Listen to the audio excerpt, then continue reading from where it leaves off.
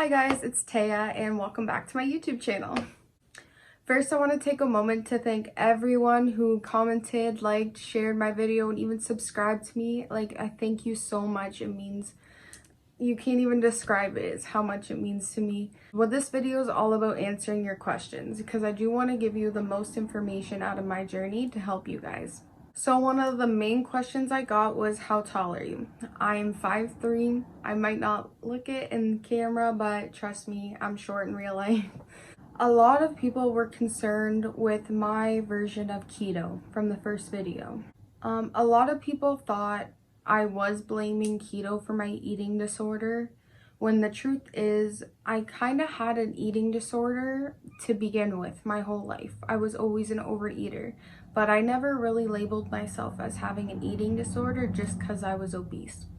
So when I found out keto and I got obsessive with it, that's when the new eating disorder formed with that diet. It could have been any diet, not even keto, that did that. But I'm saying for me, when I did keto, it made my brain really trigger anorexia, bulimia, all those thoughts. And then someone even commented, I don't understand how keto was bad for you. If anything, it's the bad habits and behaviors that was bad and toxic for you. Keto is essentially cutting out all bad carbohydrates. And yeah, maybe personally, keto wasn't good for me because it was telling my brain I couldn't have something altogether. I had to cut out a complete food group, and I've never done something like that in my life before. I never had really any prior addictions before this, so I didn't know how to cold turkey anything at this point. Another comment I got that was worded differently all throughout was I did keto wrong. And because of my video, I did say my lowest was 6 to 10 net carbs a day. That is technically, in my eyes, is keto because it's so low carb, but it's not the healthy keto. If I'm being honest, I took it above and beyond that I ever should have. Like, even this person said, you didn't do it correctly. Keto is not 6 to 10 carbs a day. Keto is 20 to 50 grams of carbs a day. All the research basically says, yes, you're right, but in my eyes, I was low carb, so that was ketosis for me. I was in ketosis no matter what.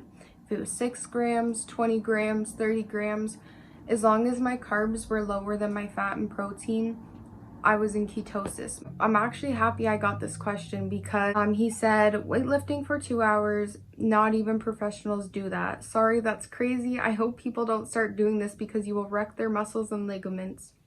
No, I absolutely agree with you. Now knowing what I know in school, because I'm doing my personal training certificate in a college. So what I've learned from them is overworking your body is a waste of time. You get no gains from it. And honestly, I think I was doing that because I was addicted to the gym. The gym was like my second home, and I loved working out, especially that I knew I was in control of my body. When you're on keto and fasting and working out, you get this adrenaline and you feel like you're on top of the world. You're the main character. So it takes over. So yes, I was in the gym for 2 to 3 hours a day. I don't recommend it, but to me at that time, it was my happy place and it saved me. And kind of the most personal question I wanted to make it was, this person commented, I'm interested in what you ate after keto and how did you get back to a more sustainable diet?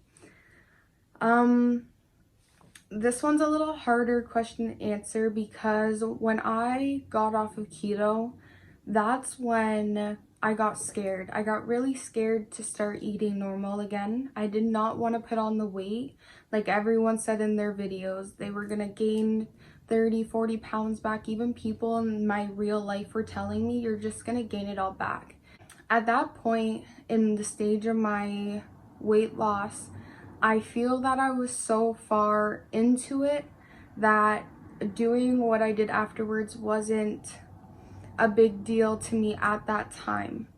Looking back, I destroyed so many things in my body and it took a while to get me back healthy. I do want to put a little trigger warning in here for bulimia, so if anyone is triggered by this, you can just skip ahead about a minute.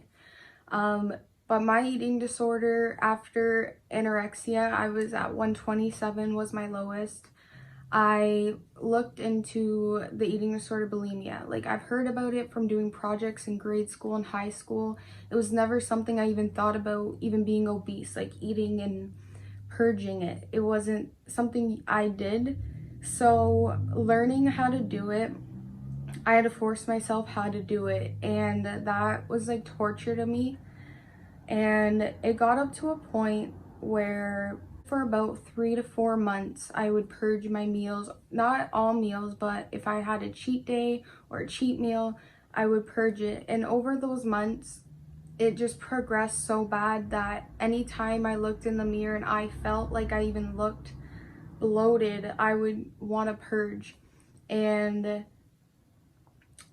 I started seeking out for help is when I would drink water and try to purge it up because the water was bloating me.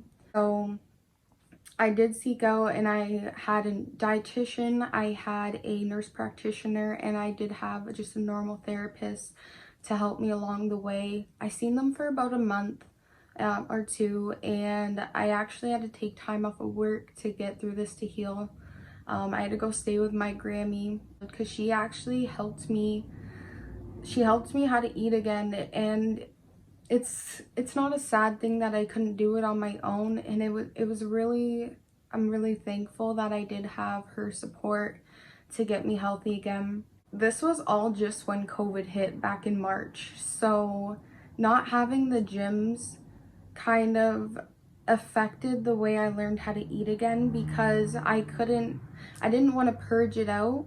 So I thought exercising the calories I ate would be an alternative. But when gyms closed, I kind of lost my mind and just started going crazy with counting calories. Like, yes, I'll eat carbs, but I'm only allowed to eat 1,000 calories a day because I don't have the gym anymore. I'm just working out at home. Where I'm at in Ontario, they closed down all gyms again, and it's torture. And I've been trying to work out at home, but it's not that motivating, even for me. And that's why I want to say, like, for the people at home just starting their weight loss journey, don't be upset if you're not that motivated now that gyms are closed. I think with the new year is a perfect time to flick that switch and try to force it. Yeah, maybe it's like a week in, but it's not too late. Just think of it as still your fresh start. If working out at home wasn't something you really did back in 2020 during COVID, I want you to try and push yourself to even do 1 or 2 a week. Once you do 1 or 2 a week, you're gonna know you can push yourself to do more a week.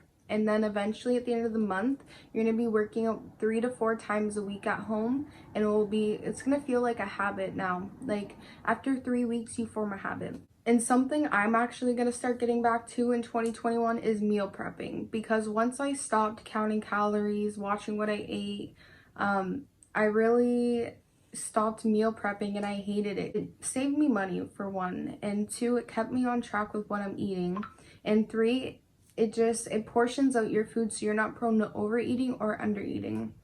And now that I know what I know in my nutrition class, I know what's perfect for my body and how to maintain it the way I want to.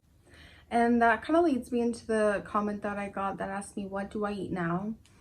I try to count my calories sometimes, but it's just depending on the day for me. I try not to focus too much on it because of my history with it. But I would say I eat about 100 to 150 grams of carbs a day, 30 to 50 grams of protein, and fat is probably 30 or under. But honestly, every day is totally different. Because I'm not meal prepping, I don't have like chicken every day to know it's 30 grams of protein a day. But honestly, now I just eat intuitively. Whatever I'm craving, I eat in moderation. Before, I would have been craving Oreos, I would have ate probably 10 just in one sitting. But now I know when I think about it, these calories are staying in your body. You're not getting rid of them. You're not exercising at home. You're not purging. So do you want 1,000 calories worth of Oreo cookies sitting in your stomach overnight? or do you want 200 calories worth? Yes, that is an eating disorder thought, but it's something I try to think about sometimes if I'm about to overeat. It's not for every meal or everything I go to eat. If I'm eating a bowl of pasta, I kind of don't think about it anymore, which is really surprising because pasta was out of my life for so long. It's really the things like cake, chocolate bars that like I get a little scared with. But that's honestly just like my personal opinion, but don't let that fool you. I eat a lot and I fluctuate my weight, and I'm kind of really proud of myself to be able to say this now, but I'm not scared to gain weight anymore. I know my body at this point, and I know I fluctuate between 150 and 160. It's not even a bad day if I weigh 160 because I know I'm looking in the mirror and I love myself. No one's judging me for weighing 160 or 150. So why does that number on the scale matter anymore? And that's another thing I want to mention. I was addicted to weighing myself. I would recommend trying to weigh yourself once every 3-4 weeks so it's not a habit every day, because when you see that number every day, it's gonna mess with your head if you have those tendencies already. Some people might not, so then if you can weigh yourself every day and not think it's a problem, great. I used to think the same thing, but now looking at it, if I weighed myself every day, I might think about that for the next half hour of my day, and it's gonna take time out of my day to think about a number on a scale. So honestly, it's just, there's things that I do now to try to avoid so I don't have time out of my day wasted just because of my image. I'm healthy right now, I think, and I've never been happier in my life just to be healthy and maintaining it. I want you guys to join that part of your life with me. So for my next videos, I want to try to start posting once every 2 to 3 weeks. I am a full-time college student, so I am going to try my best. I am going to post videos about anything. You guys gave me a bunch of suggestions in my first video, and I'm sure you'll post more in this video. And I'm so excited to start this journey with you guys, and whoever I can help, even if it's 1, 2, 3 people, I'm helping someone and I feel good about it at the end of the day. So that's why I'm going to continue making these videos for you guys, and just thank you so much for supporting me. If you do want to subscribe, like, comment, feel free. I appreciate whatever you do. So thank you guys.